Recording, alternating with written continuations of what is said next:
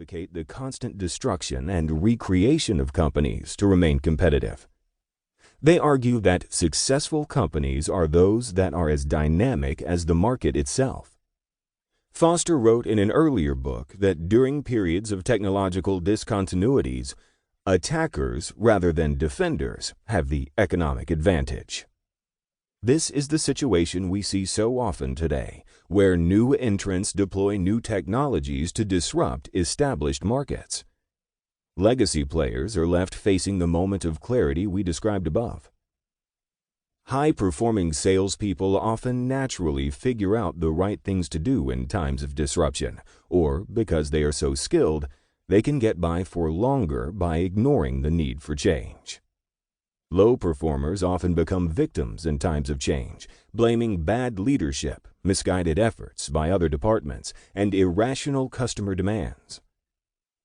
Fortunately, the core of most sales organizations is populated by optimists, but they often don't know what to do when confronted by change and can easily fall into a state of denial.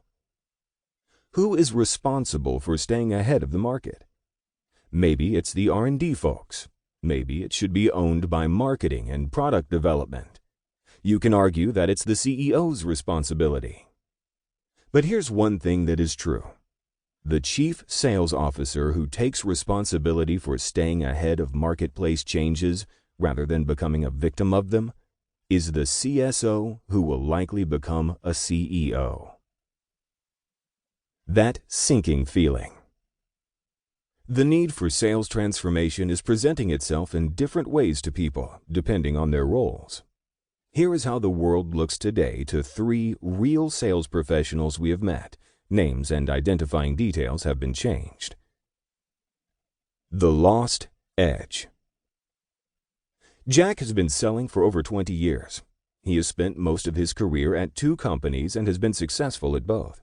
In fact, he quickly moved from key accounts to area sales manager. Within the region, the entire sales team was delighted to see one of their own, a guy that really gets it, in charge for change. Today, Jack is back in the selling role and struggling to meet his targets. What happened? Jack failed at the sales manager role, as many successful salespeople do, because he was unable to provide meaningful direction to his team.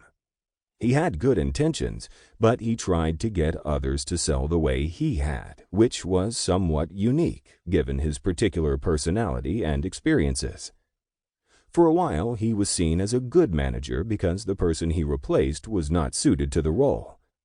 But eventually, the numbers caught up with Jack. He was not able to lead his team to growth.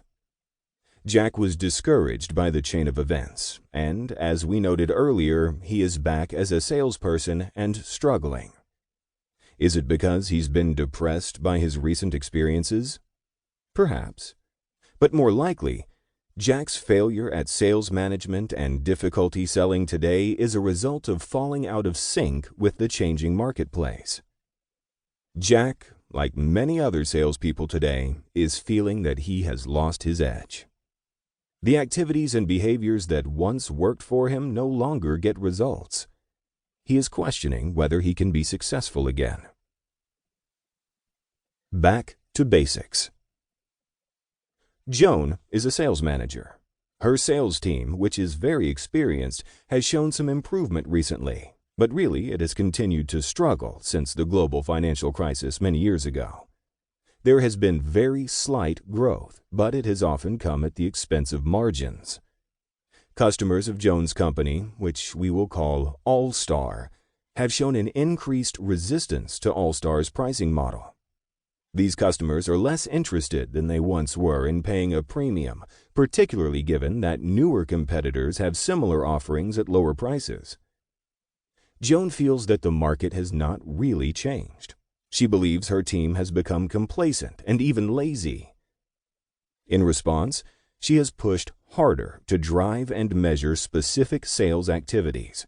She is focused on 5 measures: call volume, meetings scheduled, opportunities identified, proposals submitted, and referrals generated.